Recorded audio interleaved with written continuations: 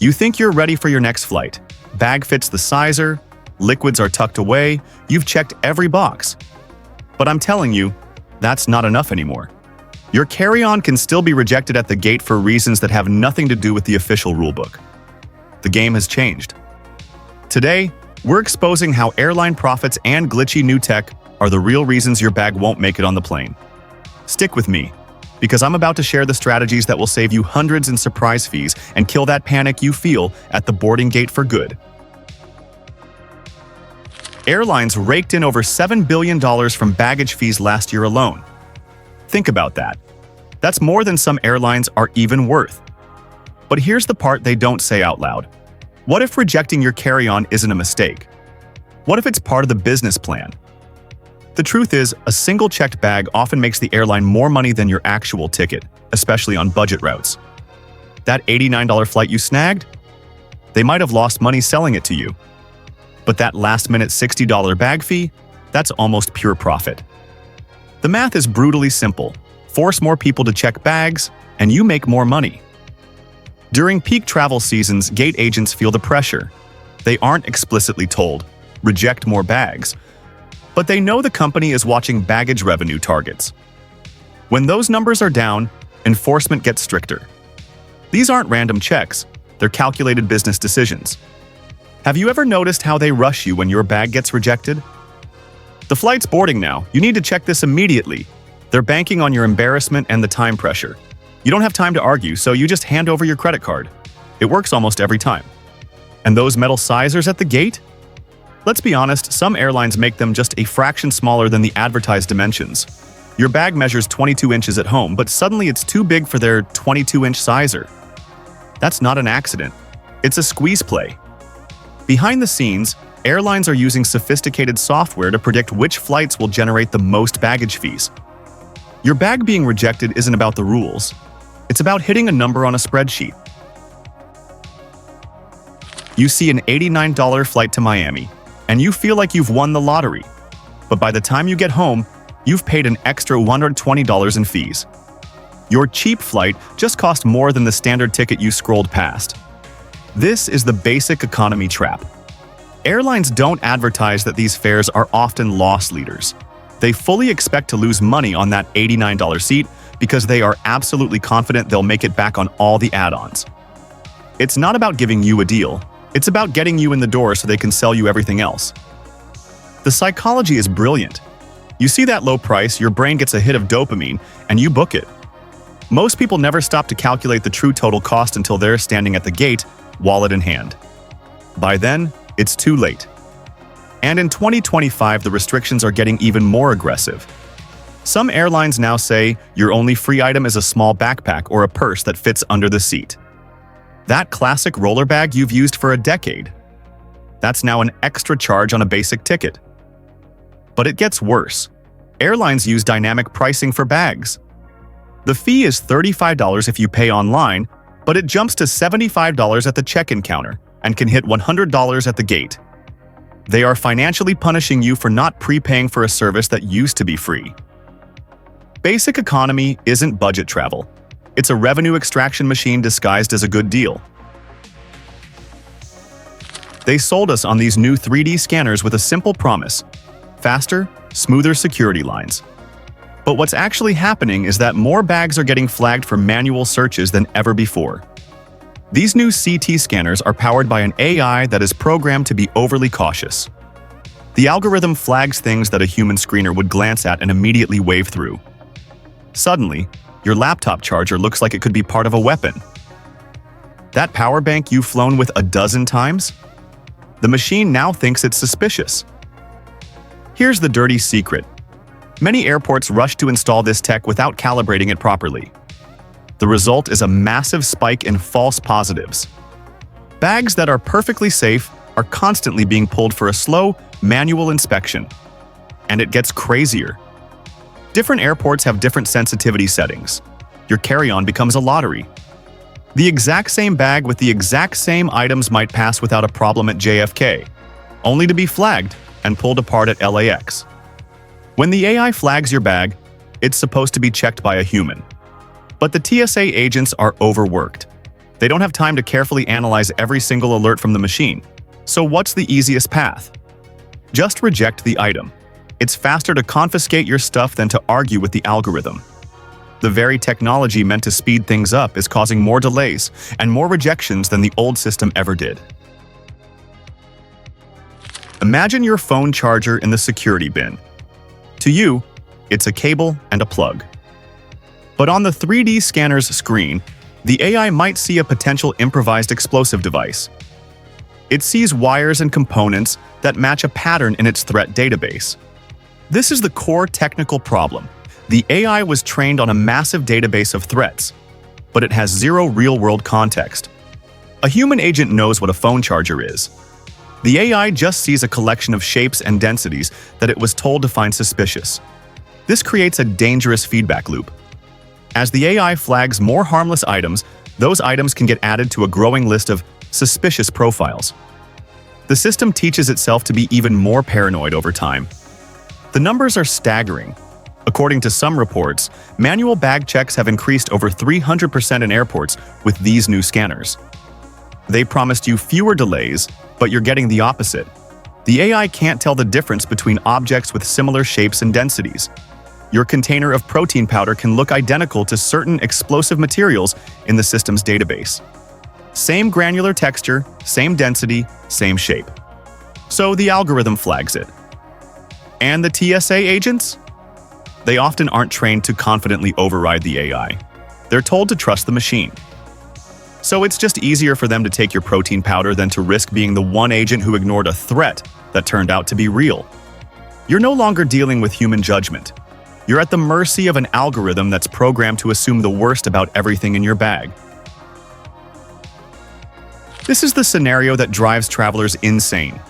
Your carry-on sails through security at JFK. 2 days later, you're flying home from LAX with the exact same bag, the exact same stuff inside, and it gets rejected. Nothing changed except the airport you're in. Here's the shocking truth. There is no single, standardized enforcement of carry-on rules across the country. Every airport, and sometimes every terminal, develops its own interpretation of the TSA guidelines. This creates a completely unpredictable experience for travelers. Your bag's fate can literally depend on who is supervising the shift that day.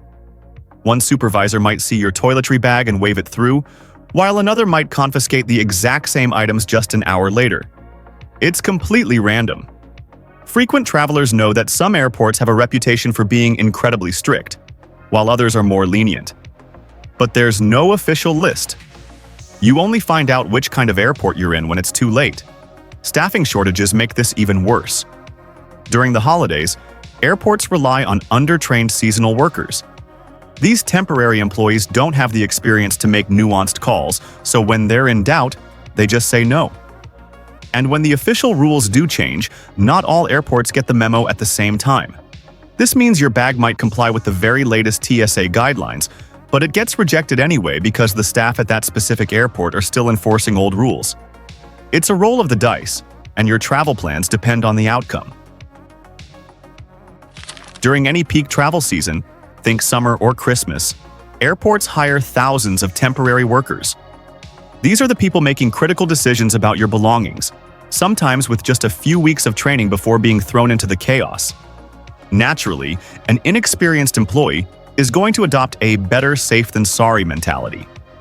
They don't have the confidence or the years of experience to make a judgment call, so they default to rejecting anything that looks even slightly questionable. This is why rejection rates spike during the busiest travel times.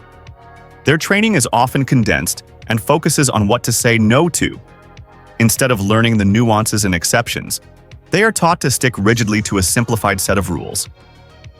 Think about the experience gap. A veteran TSA agent has seen tens of thousands of bags. They know what a real threat looks like and what's just a weirdly shaped souvenir. A new hire hasn't developed that instinct. To them, everything is a potential threat. Now put that new hire in a pressure cooker environment with endless lines of impatient travelers. It becomes much easier and faster to just reject an item than to spend 5 minutes carefully assessing it while a line of angry people grows behind you. On top of that, there's often a supervision shortage. The few experienced agents on duty are spread thin, meaning the new hires are left to make decisions without proper oversight. So, if you're traveling during the holidays, you are statistically more likely to have your bag inspected by an inexperienced screener who is more likely to reject it. You've just cleared TSA security for your international flight home. You feel relieved, but you're not in the clear. You're about to enter a completely different inspection zone run by U.S. Customs and Border Protection, and these agents have way more power than the TSA. They're not looking for weapons. They're hunting for agricultural products, and they can reject your entire carry-on for containing any organic material, often with no clear warning. Their job is to stop foreign pests and diseases from entering the country. The definition of agricultural product is constantly expanding. Those beautiful wooden statues from your safari, they could be rejected. That exotic spice blend from Thailand? Confiscated. Even some high-end cosmetics with plant-based ingredients can trigger a rejection. And then there's the documentation trap. Some countries require specific certificates for items that seem totally harmless. That homemade jam your grandmother sent you home with? It might need official paperwork you never even knew existed. These inspections almost always happen right at the gate, leaving you with no time to go back and check your bag. You're forced into an impossible choice. Abandon your expensive souvenirs or miss your flight. In our post-pandemic world, enforcement has become zero tolerance. Inspectors are told to err on the side of extreme caution, rejecting items that would have easily passed just a few years ago. Let me tell you about the Johnson family. They were returning from an anniversary trip to Italy and packed some beautiful aged Parmesan cheese and authentic prosciutto to share with family back home. When they got to customs, agricultural inspectors found the items. The Johnsons were not just forced to throw them away. They were facing $8,500 in fines and are now permanently flagged in federal databases. Food souvenirs have become a major target. Inspectors are specifically trained to hunt for meat, dairy, and certain types of produce. The penalty structure escalates terrifyingly fast. A first-time violation might be a $300 fine, but if you have high-risk items like meat, or if it's a repeat offense, the fines can easily climb into the thousands. The problem is, under the pressure of a long line, inspectors often can't tell the difference between a prohibited raw meat and a perfectly legal, commercially sealed, cooked product. So when in doubt, they just confiscate all of it. Once you have a violation, your name is flagged. This means you'll face increased scrutiny on every single international trip you take for the rest of your life. Every trip becomes more stressful because you're in the system. Even seemingly innocent processed foods can trigger a violation. That fancy Italian chocolate with hazelnuts? The nuts are an agricultural product. Those French crackers? They might contain an ingredient that's on a banned list you've never heard of. And here's the ultimate irony. You can often buy these exact items, like cured hams or certain cheeses, in the duty-free shop at your departure airport, only to have them confiscated as illegal contraband when you land. You spent $400 on that sleek, new smart suitcase. It has GPS tracking, a built-in scale, and USB ports to charge your phone. You get to the airport feeling like a tech-savvy traveler, only to be told your bag is banned from the flight. Your expensive luggage is now a useless paperweight. The rules on smart luggage changed so fast that most people were caught completely off guard. What was allowed last year is now strictly prohibited. The core issue is the battery. Airline regulations now state that the lithium-ion battery in any piece of luggage must be easily removable without using any tools. You have to be able to pop it out in seconds. Most of the popular smart luggage brands simply don't meet this standard. The battery is integrated into the frame. If you can't pop it out, the bag is banned. Enforcement is inconsistent. Some airports might let you carry it on but not check it. Others ban it entirely. There's no way to know until you're standing in front of the agent. Luggage companies marketed these bags without properly warning customers about the storm of regulations that was coming. They sold you on innovation but left out the part where your investment could become worthless overnight. Most people only find out about the ban at the check-in counter, forcing them to either abandon their brand new bag or miss their flight. You've seen the viral videos. people zipping through airport terminals on their suitcases. These rideable bags were a social media sensation, a fun travel hack. Well, the fun is over. Airlines and airports are now banning them. What started as a novelty has become a regulatory nightmare. Authorities can't figure out what these things are. Is it luggage? Is it a personal vehicle, like a scooter? Is it just a large electronic device? This confusion means your rideable suitcase can violate multiple rules at once. First, it's often too big for the carry-on sizer. Second, it has a large, non-removable battery, which is a violation. And third, many airports are now creating new rules specifically prohibiting personal motorized devices inside the terminal. Your one gadget just broke 3 different rules. Because of this classification chaos, enforcement is all over the place. One airport might let it slide, while the next bans it outright. And if it gets checked, forget it. Airlines refuse to take responsibility for damage, so when your $800 gadget gets smashed by baggage handlers, you're on your own. Passengers are being forced to abandon these expensive items at security with no way to store them or ship them home. It's a perfect example of how trendy travel gear can become a prohibited liability almost overnight. So here's the sobering reality. Getting your carry-on rejected in 2025 is rarely about you breaking a clear rule. It's about airline profits, glitchy technology, and a confusing mess of regulations that puts you, the passenger, at a massive disadvantage. But now you know the real reasons. Now you can prepare. You can pack defensively, you can double-check the specific rules for your airline and your airport before you leave, and you can be ready for the traps they set. The travel industry changed the rules of the game without telling anyone.